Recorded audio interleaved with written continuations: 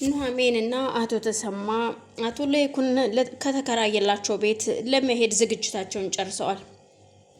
የወይዘሮ ዝናሽ ልጅ ደግሞ በር ያኳኳ በሩ ላይ ቆሟል። እናም ወይዘሮ ዝናሽ እንዲመጣ ባትፈልግም እሱ ግን ገፍቶ መጥቷል። እናት ግን ደግሞ እንደማትፈልገውና በር ላይ ሲያንኳኳ እስኪ እነ ተሰማ ይሆናሉ ክፈችላቸው ተብላ ወይዘሮ ዝናሽ በር ለመክፈት ትሄዳለች። እናም እሺ ብላ በር ልትከፍት ስትሄድ ያልጠበቀችው ልጇ ነበር በር ያንኳኳው። ደነጋጤውም ባለቤቷም ቁጭ ስላለ በጣም ደንግጣለች።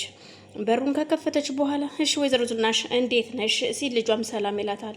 ፈገግም ኮስተርም እያለች ብቻ ሰላም ታቀረበችለትና እሺ በሩ ልቀቂልኝ ልግባ ሲላት አይ ብላ በሩን ለመዝጋት ስታገል ገፍትሯት ይገባል።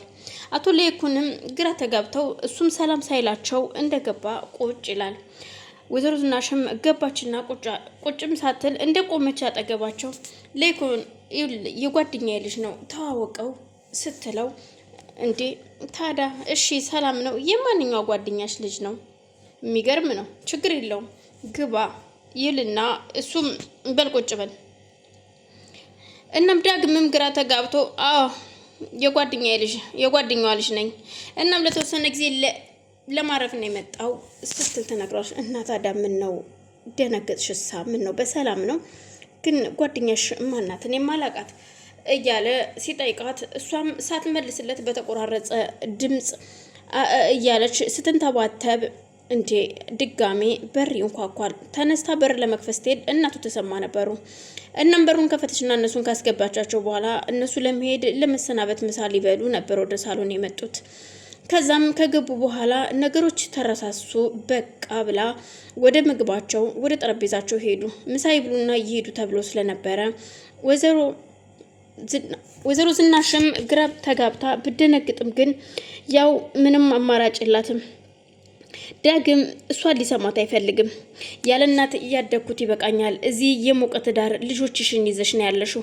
ስለዚህ እኔም በምን እዳዬ ነው? ግን ደግሞ ቆይ እንዴት ነው አንቺ ግን ምን አይነት እርኩስና ባለጌ ሴት ብትሆኝ ነው ባልሽ እኔን 9 ወር አርግዘሽ ስትወልጅ እንዴት ነው ያላወቀው? ምተሽኔን ወልደሽኝ ለአባቴ ጥለሽው የሄድሽው ለምንድን ነው? ለምንድን ነው ጥለሽኝ ሄድሽው? ለምንስ እንደዚህ አደረግሽ? በባልሽ ላይ ለምን ማገጥሽ? ሲል ያፋጥጣታል።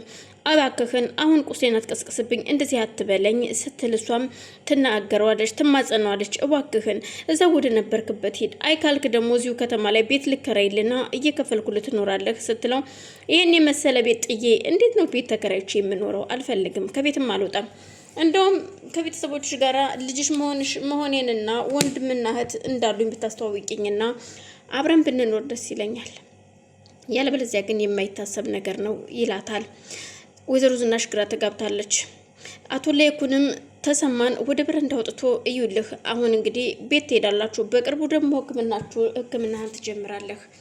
እናም ኑሐሚንም ያው ስራውን ትሰራለች ትቀጠራለች ሲለው እንዴ ቆይ ምን እያልክ ነው ለይኩን?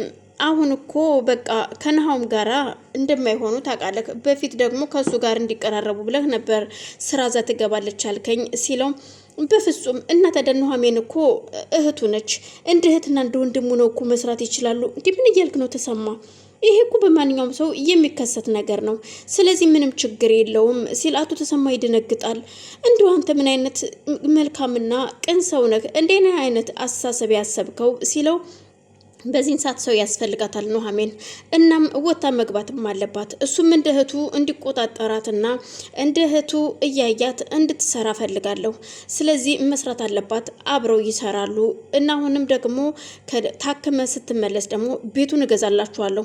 ሰውየው አሜሪካ ነው የሚኖረው ተብሏል። ስለዚህ ቤቱን ይሸጠዋል፣ እኔ እገዛዋለሁ ሲል እባክህ ለይኩን በጣም ብዙ ውለታ እያበዛብኝ ነው እባክህ ሲለው በፍጹም እንደዚህ እንዳትለኝ ደግሞ ባለቤትህም እየደወለች እያወራኋትኝ ነው ሲለው በፍጹም እነሱን እንድታወራብኝ አልፈልግም፣ ከነሱ ጋር ይበቃኛል፣ ከዚህ በኋላ ከነሱ ጋር ህይወት አይኖረኝም ይለዋል። አቶ ለይኩንም እሺ በቃ ሄደና ኑሐሚን በአጋጣሚ እቃ ለማውጣት ወደ መኝታ ቤት ስትሄድ የወይዘሮ ዝናሽ ልጅ መኝታ ቤት ነበር።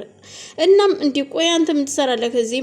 ያው እንግዲህ እናንተ ስትወጡን የተተካው መሰለኝ እዚህ ክፍል እንዳልፍ ተሰጠኝ ሲላት አይ ጥሩ ነው እሺ ለማንኛውም አንዴ ይቅርታ የኔና የአባቴ ቃዜ ስላለ ማውጣት እችላለሁ ስትለው ታወጫለሽ ግን ደግሞ ለምንድን ነው ሰላም በይኝ እና በደንብ እንተዋወቅ ይላታል። ማለት የምትዋወቁ ምን አስፈለገ? ምንም አያስፈልግም። ስለዚህ በቃ ልትወጣልኝ ትችላለህ፣ ቀን ማውጣት ትችላለሁ ስትለው የንስሐ አባት መሆኔን አትርሽው ይላታል። ማለት ያንን መድኃኒት እኮ ቅመሽ ቢሆን ኑሮ ዛሬ ላይ አትገኝም ነበር፣ ሞተሽ ነበር ታውቂያለሽ። እኔን ጥሎልሽ ነው የተረፍሽው ይላታል። እናም እሱን እንደ ይሉኝታ ቆጥረኸው እንድተዋወቅን የፈለግከው ስትለው አይ እንደዛ እንድትዩ እንኳን አይደለም፣ ግን ያው ብንተዋወቅ መልካም ነው ብዬ ነው ሲላት፣ አመሰግናለሁ፣ ለማንኛውም ትወጣልኛለህ አትወጣልኝም ብለው በሚፋጠጡበት ሰዓት ወይዘሮ ዝናሽ ትመጣለች ድንገት። እናም ያው እናትህ መጣች ስትል ምን እሷም ዞር ብላ ወይዘሮ ዝናሽም ኑሐሚን ታያለች። እናም እናትና ልጅ ተፋጠጡና እሺ በቃ ለማንኛውም እናንተ አውሩ ብላ ኑሐሚን ጥላቸው ትወጣለች።